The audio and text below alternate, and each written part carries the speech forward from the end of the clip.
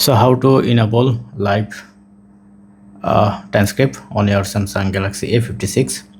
For that, open up your setting, and under setting you can see the accessibility. Press on accessibility, then hearing and enhancement. Then here you can see live transcription. Just enable this option. Enable this option, and once you enable, then you can see open live translate. Then once you say something, hey, how are you, then it will be translate. And if you go to your setting, then you can see a lot of feature, more setting. Then if you want to use it as offline, then you can also do it.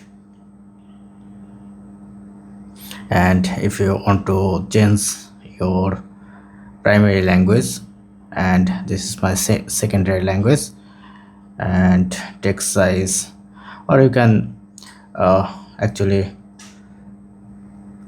change a lot of things from your setting. And once it's set up, then you can see live transcript is available in app section.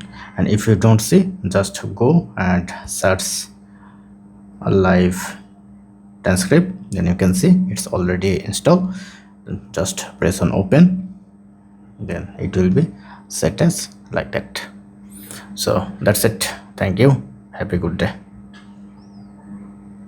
Hi, how are you?